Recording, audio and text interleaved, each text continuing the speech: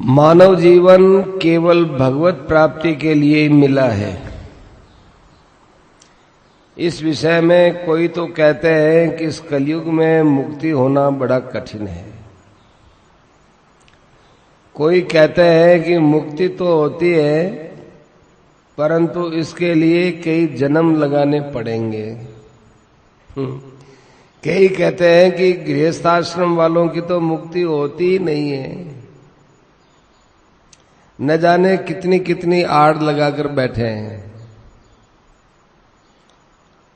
किंतु इस विषय में गीता, रामायण, भागवत में बहुत विलक्षण बात बताई है। अपने लिए तो गीता, रामायण, भागवत की बात मानने की भावना रखनी चाहिए। जो लोग ये बात बोलते हैं कि कठिन है, नहीं होती है, एक प्रकार से उसके ऊपर भी विचार करना चाहिए। जो कहते हैं 2-4 जन्म में मुक्ति होती है, उनका थोड़े अंश में कहना ठीक है कि जिस प्रकार लोग धीरे धीरे चल रहे हैं उसमें तो कई जन्म लगते हैं। तो अपने को भगवत प्राप्ति के लिए जोश लाना चाहिए। जो धीरे धीरे वाली बात बोलते हैं वो हताश वे बोलते हैं। अपने को हताश नहीं होना है।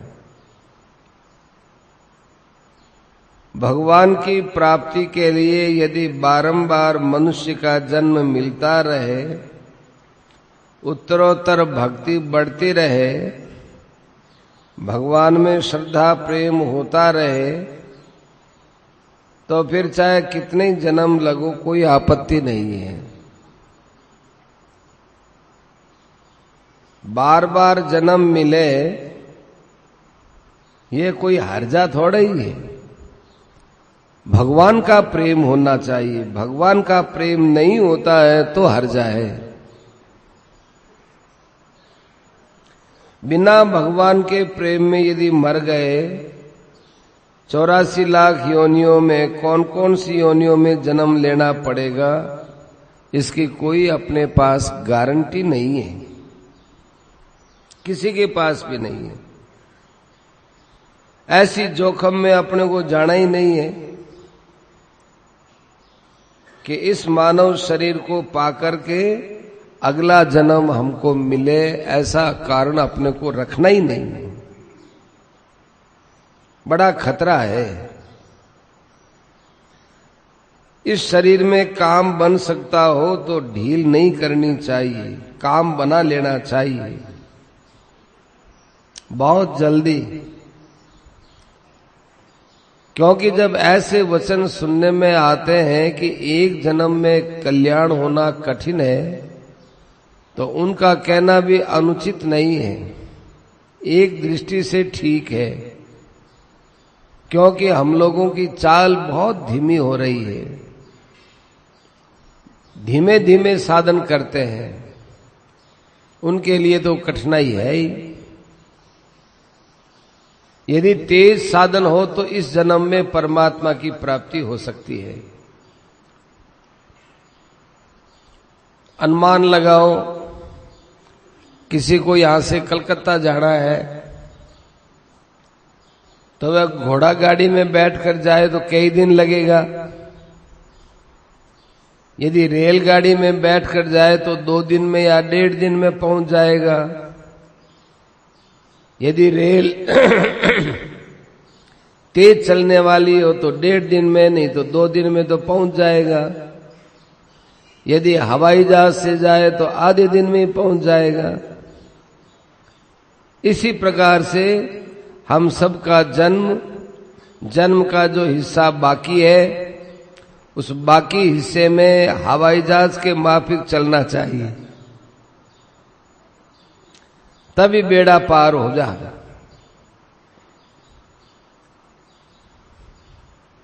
और तेजी से चलो तो इतना भी समय नहीं लगेगा। योगी तो क्षण मात्र में पहुंच जाते हैं,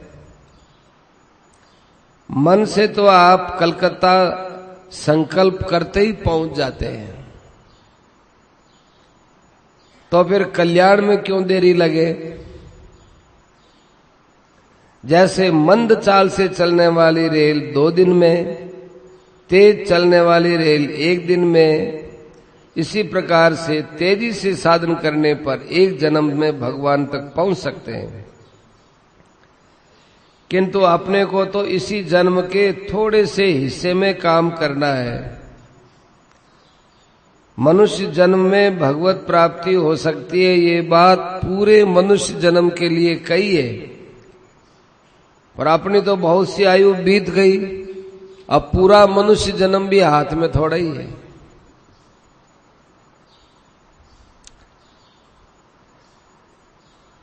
खूब तेज साधन करना चाहिए। भावी जन्म में भगवत प्राप्ति कर लेंगे, ये बिल्कुल आशा मत करना। न मालूम इसके बाद में कौन सा जन्म, कहाँ जन्म, किसके यहाँ जन्म, कुछ पता नहीं है। क्या पता वहां गीता, रामायण, भागवत आदि ग्रंथ मिलेंगे कि नहीं मिलेंगे? क्या पता वहां कैसे वातावरण में हम लोग रहेंगे? कोई कह थोड़ी सकते हैं। बहुत बड़ी पृथ्वी है, जाने कहाँ हमको जन्म मिलेगा। वहां गंगा जी भी है कि नहीं, वहां सत्य सनातन धर्म को मानने वाले भी हैं कि नहीं, कुछ पता नहीं, जाने कहाँ जन्म मिलेगा। भयंकर खतरे को अभी संभाल लो, देखो, तभी तेजी आएगी।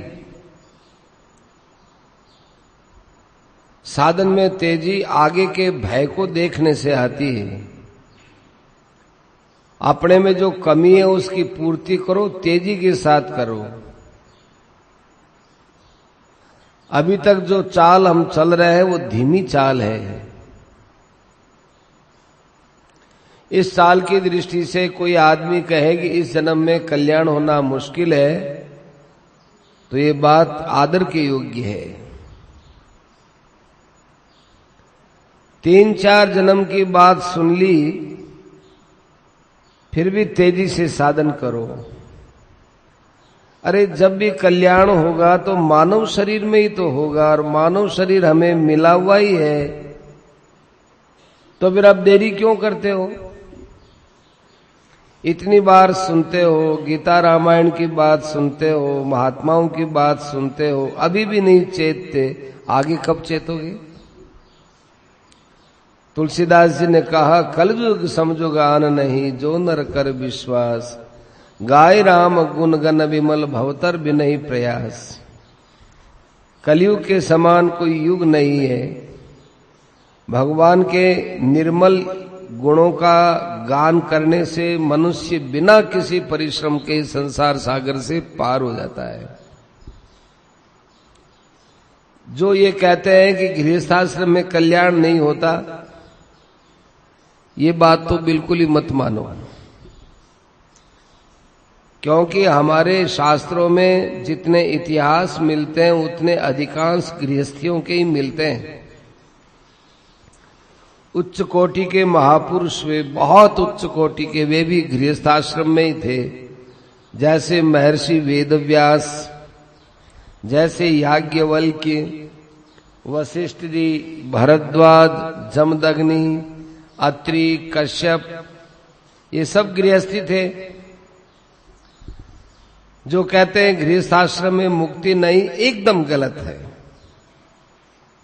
सभी आश्रमों में, सभी वर्णों में परम पद की प्राप्ति हो सकती है। भगवान ने गीता के 9वें अध्याय के 32वें श्लोक में मामि पार्थ व्यपाश्रित्य येऽपि स्युः पापयोनयः स्त्रियो वैश्यास् तथा शूद्रास् तेऽपि यान्ति परां गतिम्, इतनी बड़ी छूट दे दी। चाहे वैश्य हो, चाहे शूद्र हो, चाहे पाप योनि वाला हो, चाहे स्त्री हो, कोई क्यों न हो, सब परम गति को प्राप्त कर सकते हैं। तो जब भगवान गारंटी देते हैं तो फिर आप बीच में रोकने वाले कौन होते हो? अपने को तो शास्त्र की, भगवान की बात माननी चाहिए, दूसरे लोगों की बात की तरफ ध्यान नहीं देना चाहिए।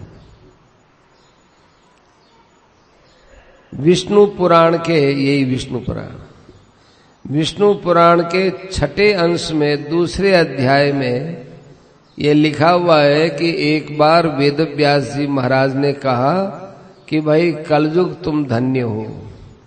ऋषियों ने पूछा, महाराज कलयुग को धन्य बताया सतयुग को छोड़कर? वेद व्यास जी ने कहा, मैंने कलयुग को इसलिए धन्य बताया है कि इस युग में अवगुण, ये युग अवगुण की खान है, इस युग में अवगुण बहुत होते हैं। फिर इसमें यदि भगवान की थोड़ी सी भी भक्ति कर ली जाए तो मनुष्य का शीघ्र उद्धार होता है। दूसरी बात कही कि जो मुक्ति कलयुग में ध्यान करने से होती है, त्रेता में यज्ञ करने से होती है, द्वापर में पूजा करने से होती थी, वह कलयुग में भगवान के नाम कीर्तन मात्र से होती है। इसलिए हम लोगों को हिम्मत रखनी चाहिए, विश्वास रखना चाहिए, कमजोरी को मत आने दो। परमात्मा की प्राप्ति में कमजोरी तो लानी नहीं चाहिए। ऐसी फालतू बातों को सुनकर निराश नहीं होना चाहिए। भारतवर्ष की भूमि बड़ी पवित्र है। सारी दुनिया में भारतवर्ष की भूमि सबसे श्रेष्ठ, और भारतवर्ष में भी तीर्थ स्थान सबसे श्रेष्ठ।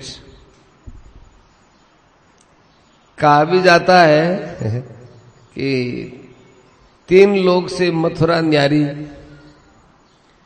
ऐसे इस मथुरा के इलाके में हम बैठे हुए हैं तो ये तो और भी न्यारा है। सबसे बड़ा सुंदर ये वृंदावन का क्षेत्र, कितनी बढ़िया पवित्र भूमि, यहाँ की रज भी पवित्र करने वाली वृंदावन की भूमि।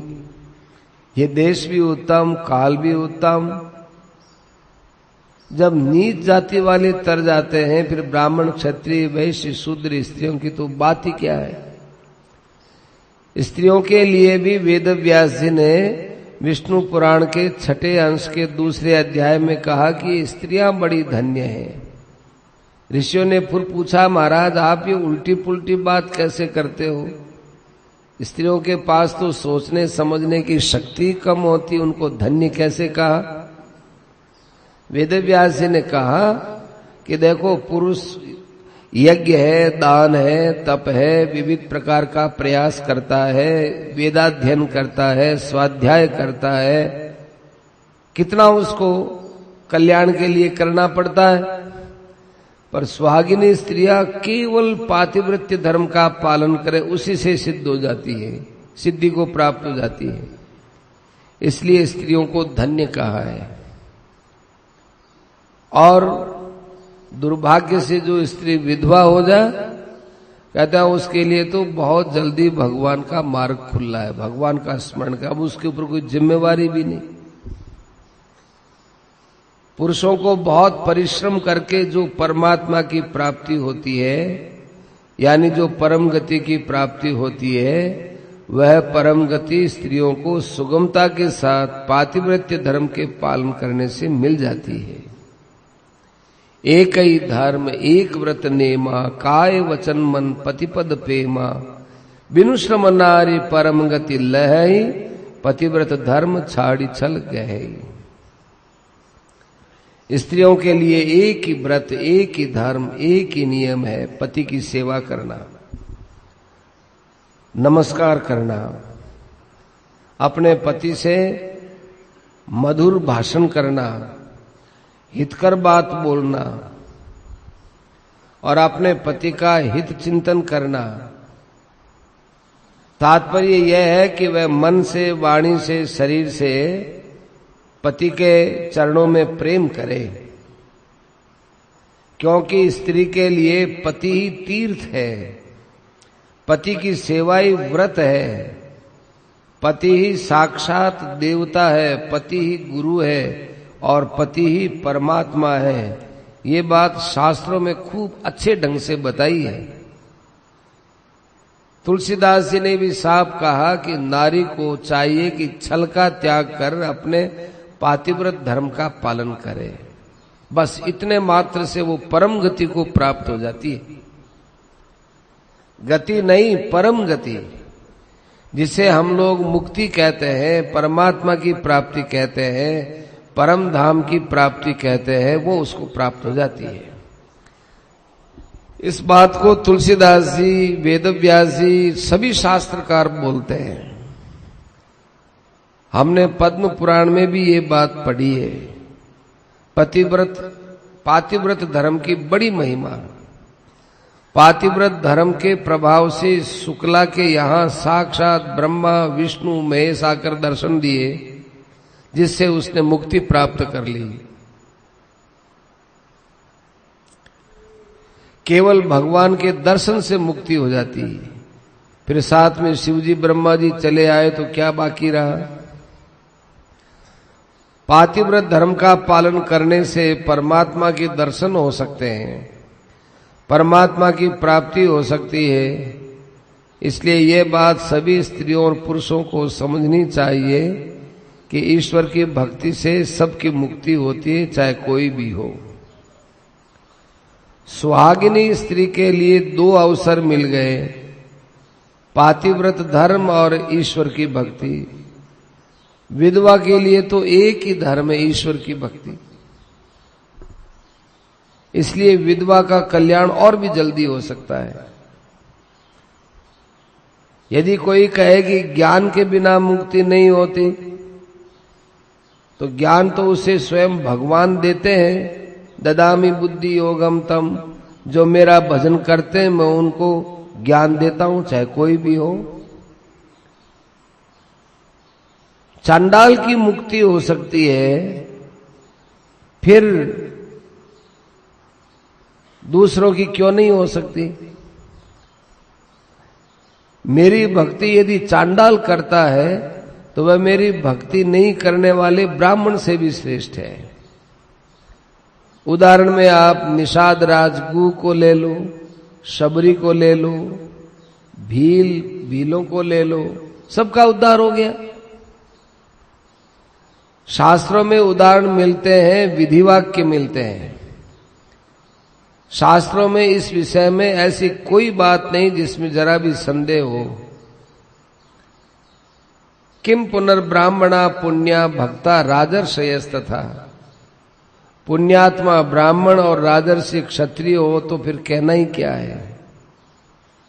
क्योंकि जब नीच जाति वाले, नीच योनि वालों का कल्याण हो गया, स्त्रियों की परम गति हो गई, शूद्रों को परम गति मिल गई, वेश्यों को मिल गई, यहां तक कि नीचाति नीच को भगवान की भक्ति के प्रभाव से, भगवान की शरण ग्रहण करने से मुक्ति मिल गई, फिर ब्राह्मण और क्षत्रियों के लिए कौन सी बात रह गई।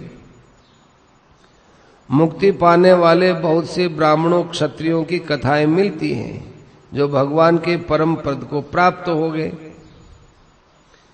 स्वयं भगवान गीता में अर्जुन से कहते हैं, अर्जुन मैंने तुम्हारे प्रति जो योग कहा है उसका राजर्षि लोग अनुसरण करते हैं। कर्मणैव संसिद्धिम आस्थिता जनकादय।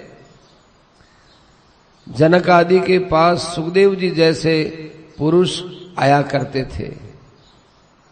इसलिए मन में निश्चय रखो कि परमात्मा की प्राप्ति बहुत जल्दी और कम समय में और कम प्रयास में हो सकती है, परंतु अपने को प्रयास में कमी नहीं रखनी चाहिए। वर्तमान में जैसा हम लोग करते हैं ये बहुत ढिलाई का साधन है। जोश के साथ आगे आओ। जब ऐसा मौका मिल गया तो इसको टालो मत। ऐसे मौके बार बार नहीं मिलते हैं। कमर कसकर खूब तेजी के साथ चलो। इस जीवन के थोड़े समय में परमात्मा को प्राप्त करके शेष समय को दुनिया की सेवा के लिए, संसार के उद्धार के लिए अर्पण कर देना चाहिए। तुलसीदास जी महाराज कितने उदार चित्त थे।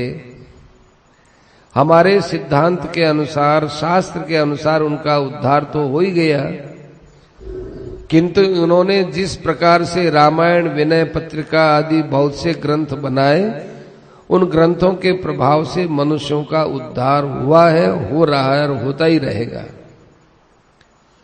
तुलसीदास जी महाराज ने अपना भी उद्धार किया, दूसरों का भी किया। हम लोग यदि भगवान की कृपा का आश्रय लेकर करें तो क्या हम लोग तुलसीदास जी जैसे नहीं बन सकते? हमारी तो ये धारणा है कि हम उनसे भी बढ़कर बन सकते हैं।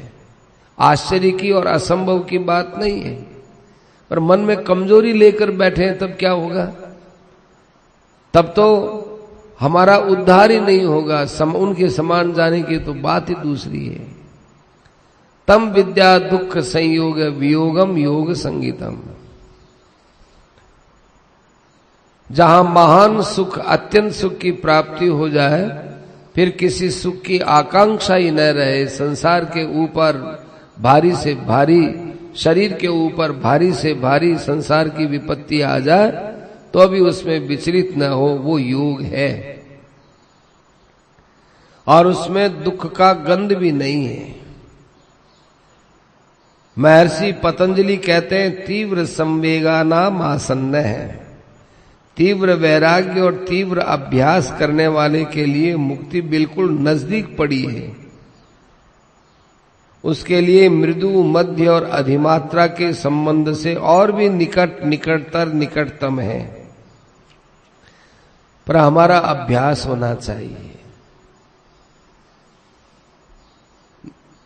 तीव्र समाधि, तीव्र वैराग्य, तीव्र अभ्यास, तीव्र वैराग्य हो तो परमात्मा की प्राप्ति रूप समाधि जल्दी हो जाती है। मृदु मात्रा, तीव्र मात्रा, मध्य मात्रा, ये सब साधन के होते हैं। वैराग्य जड़ भरत जी जैसा होना चाहिए। वैराग्य सुखदेव जी जैसा होना चाहिए। जब वे जनक जी के वहां गए तो तीव्रतर वैराग्य था। सुखदेव जी के वैराग्य की कथा महाभारत के शांति पर्व में आती है। सुखदेव जी जब राजा जनक के यहां गए तो राजा जनक ने सुंदर युवा जवान स्त्रियों को हुक्म दिया कि तुम जाकर सुखदेव जी की अगवानी करो, उनकी सेवा करो, उनको स्नान कराओ, उनको उबटन लगाओ, उनका श्रृंगार करो, बढ़िया कपड़ा पहनाओ। उन्होंने किया। तो उसके बाद राजा ने स्त्रियों से मालूम करवाया कि सुखदेव की वृत्ति कैसी है। तो उन्होंने उत्तर दिया, महाराज ये तो अपने वैराग्य के मस्ती से नीचे उतरते ही नहीं है, अपने वैराग्य में उनको पता ही नहीं है कि कौन मेरी सेवा कर रहा है, कौन मेरे पास बैठा है, मैंने क्या खाया है, क्या कुछ ध्यान ही नहीं उधर। अब आप ध्यान दें कि स्त्रियों ने सुखदेव जी का वैराग्य इस प्रकार का बतलाया कि जैसे कोई सुखदेव जी का हाथ लकवे वाले का हाथ हो, इधर रखो तो इधर रख दो, उधर रखो तो उधर कर दो, उनका कोई चेष्टा ही नहीं है। स्त्रियों ने अपनी मर्जी से ही उनको खिलाया, पिलाया, पहनाया, सब किया। जनक जी उनसे मिले और पूछे, बोलो सुखदेव जी कैसे आए? सुखदेव जी ने कहा, मैं आपसे उपदेश लेने के लिए, ज्ञान सीखने के लिए आया हूं। राजा ने कहा, महाराज मैं आपको क्या कहूं, आप तो मुझसे भी बढ़कर के वैराग्यवान हैं। इतना ऊंचा जिनमें वैराग्य हो उनको मैं क्या ज्ञान की बात कह सकता हूं। जनक जी भी उनके सामने लाचार हो गए। योग वासिष्ठ में कुछ और ढंग से कथा आती है, उसमें थोड़ा फर्क है। वहां स्त्रियों की बात नहीं आती है, वहां ये आता है कि राजा जनक के चौकीदारों ने, संतरियों ने देखा कि कोई वेदव्यास का पुत्र सुखदेव आया है। उन्होंने जाकर जनक जी को कहा कि महाराज वेदव्यास का पुत्र सुखदेव आया है। राजा ने कहा, खड़े रहने दो। क्या महाराज कहीं अंदर बाहर, कहीं विश्राम, कुछ नहीं, आदेश, खड़े रहने दो। सुखदेव जी 7 दिन तक खड़े रहे। 7 दिन के बाद राजा ने पूछा, सुखदेव जी आए थे, क्या वे खड़े हैं? संतरियों ने कहा, महाराज जिस स्थान पर खड़े रहने के लिए उसी स्थान पर खड़े हैं। गहराई से देखो, उनकी मुद्रा देखो, उनके चेहरे पर क्या भाव है, उनके ऊपर कोई चित्त पर कोई विचार तो नहीं है, कोई विकार तो नहीं है, क्रोध तो नहीं है। संतरी लोग खूब गहराई से देखकर कहने लगे, महाराज जिस शांत भाव से आए थे उस शांत भाव में खड़े हैं, वही चेहरे पर मुस्कुराहट है, वही आनंद उनके रोम रोम से बरस रहा है। राजा ने कहा, उन्हें बहुत सम्मान के साथ भीतर लाओ। संतरी गए, सम्मान के साथ वे भीतर ले आए। राजा ने पूछा, कहिए महाराज आप कैसे पधारे? सुखदेव जी बोले, मैं आपके पास ज्ञान सीखने आया हूं। राजा ने उनसे ज्ञान की चर्चा की, सच्चिदानंद परमात्मा की निर्गुण निराकार की बात सुनाई। सुखदेव जी ने कहा, राजन ब्रह्म के विषय में जो बात आप कह रहे हो कि वो परब्रह्म परमात्मा निराकार है, निर्विकार है, निरंजन है, अद्वय है, सब में समाया हुआ है, वो अनुभव स्वरूप है, ये तो मैं आपकी कृपा से जानता हूं। मेरे पिताजी ने भी मुझे यही उपदेश दिया था जो आप अभी हमको बता रहे हो, किंतु इससे मुझे परम शांति नहीं मिली। परम शांति कैसे मिले? आप थोड़ा आगे आ जाओ।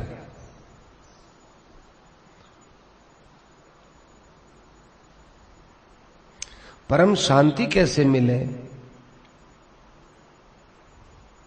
राजा ने कहा, आपको जो शंका हो रही है कि मुझको अभी कुछ और जानना है और करना है, ये आपके मन में जो बात आ रही है, इसी कारण आपको शांति नहीं मिल रही है।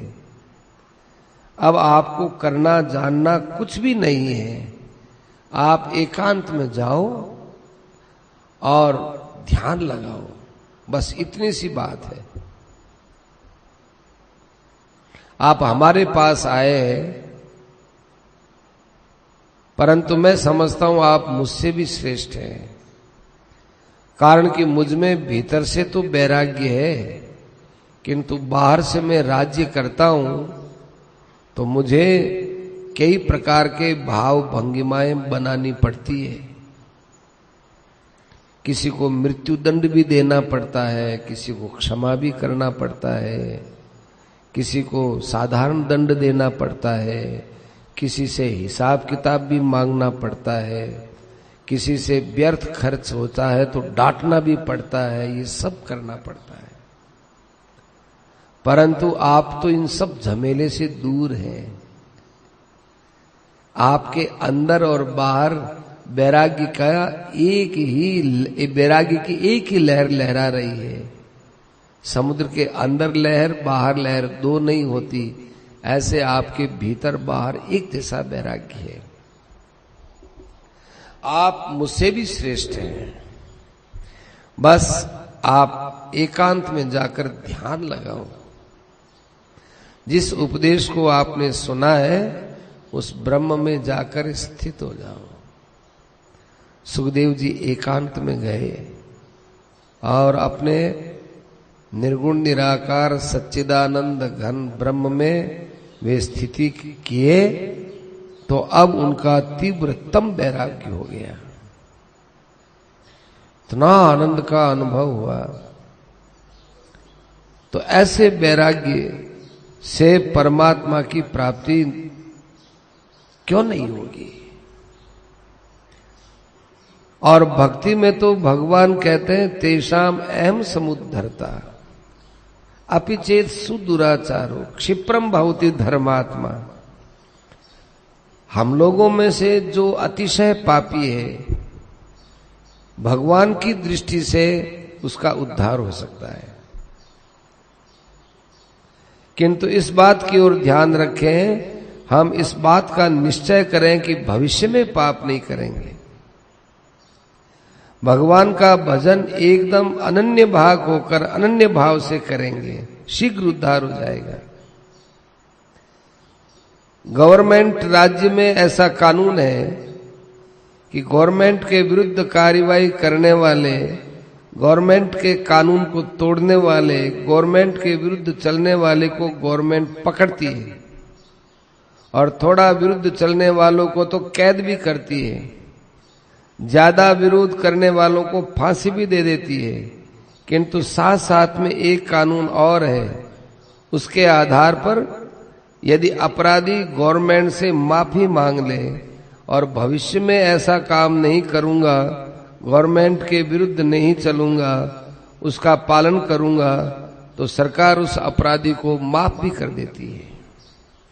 जब यहाँ की सरकार जो कि राग द्वेष से ग्रसित है, जो अपने हानि लाभ को समझते हुए क्षमा करती है, फिर भी अपराधी को छोड़ती है, क्षमा तो करती है ना।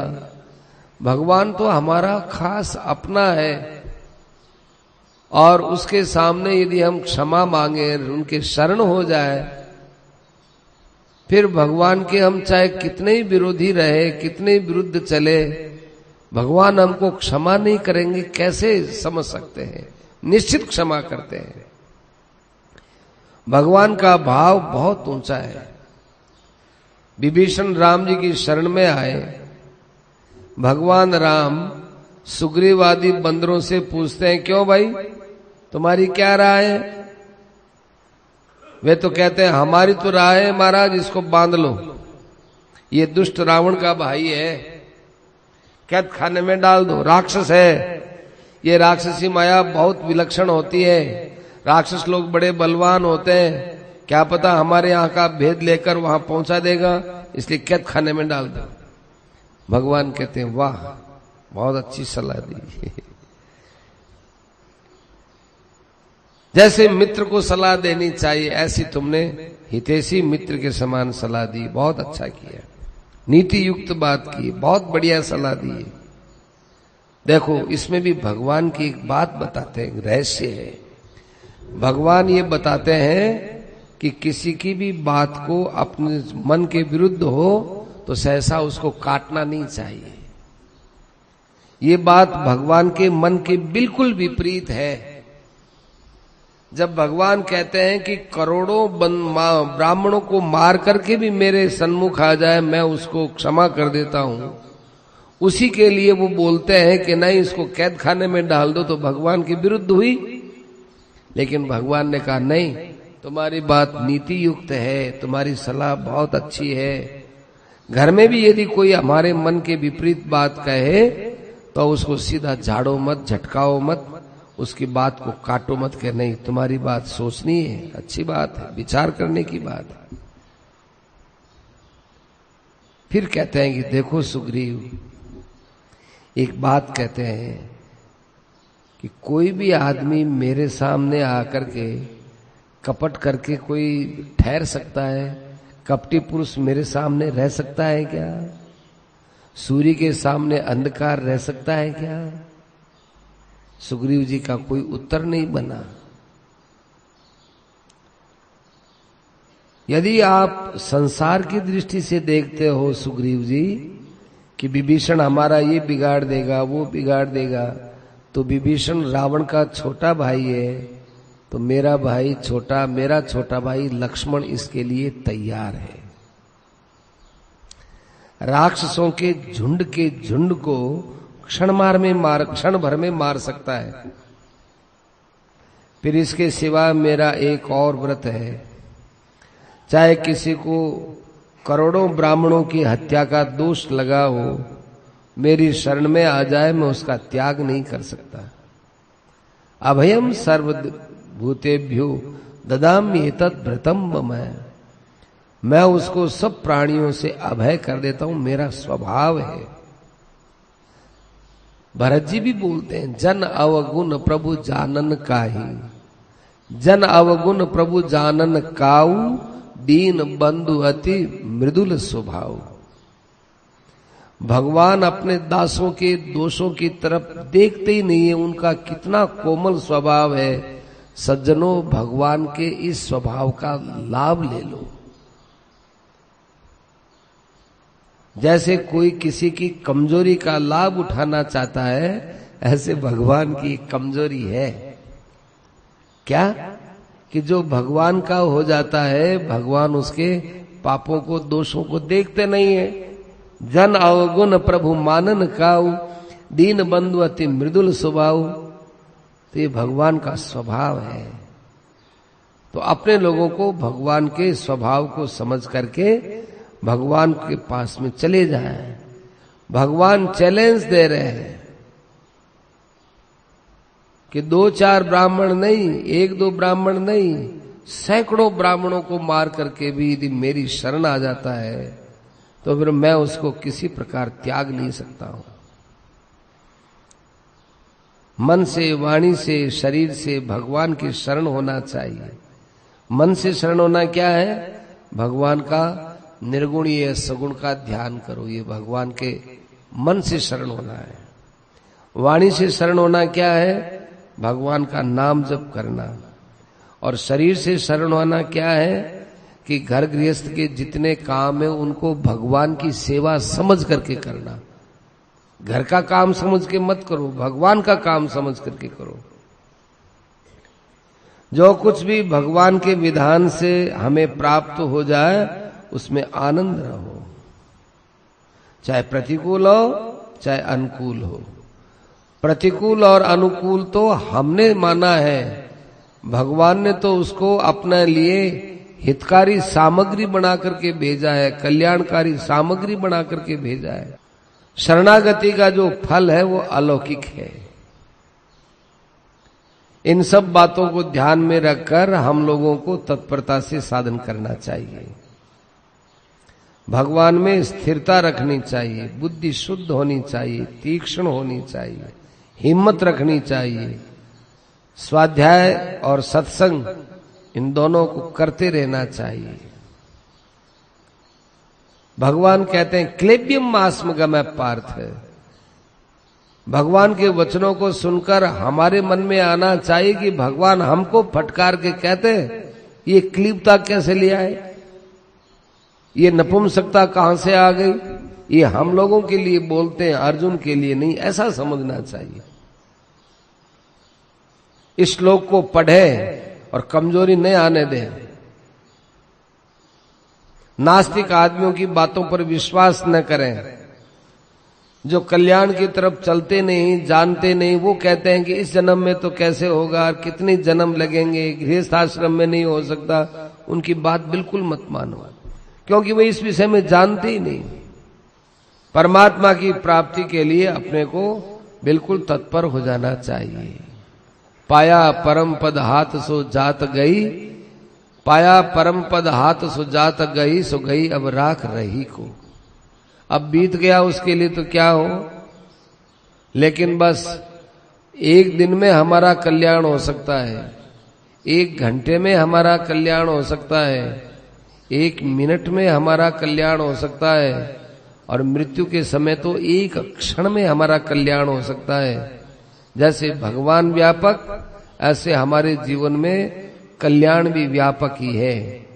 इसलिए कल्याण के प्रति कभी भी निराश नहीं होना चाहिए। एक आदमी वो काम कर सकता है, 1 का नहीं, 2 का नहीं, 100 का नहीं, हजारों लाखों का कल्याण कर सकता है।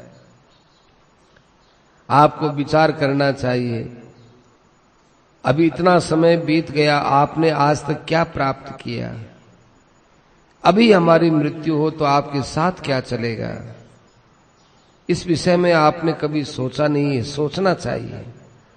ये आपके सोचने से ही समझ में आएगी। दूसरे तो केवल बाहर से बता देंगे, आप लोग सुन लेंगे और सुन करके बोल देंगे बात बड़ी अच्छी कही और बड़ी सुंदर कही, पर अपनी दृष्टि से नहीं सोचेंगे। अपनी दृष्टि से सोचो, 1 क्षण भी व्यर्थ के काम में मत लगाओ। क्यों लगाते हो? इस विषय में न तो किसी की शर्म रखो, न किसी का भय मानो, न किसी का दबाव मानो। असंख्य जीव हैं, सब अपना अपना कर्म फल भोगते हैं। तो अपने को तो ये मौका दिया है, इस मौके में से हम लोग चूक न जाएं, इस बात का ध्यान रखो। शीघ्र परमात्मा मिले, चाहे कुछ भी हो, चाहे जीवन का सब कुछ चला जाए, उसमें अपने लोगों को घबराना नहीं चाहिए। जाएगा क्या जाएगा, हमारे पास क्या है जो चला जाएगा। समय जा रहा है उसकी तो चिंता नहीं है, पदार्थ और रुपए चले जाए तो उसकी चिंता है, कोई आदमी मर गया उसकी चिंता है, और अपनी इतनी आयु मर गई उसका कोई शोक नहीं है।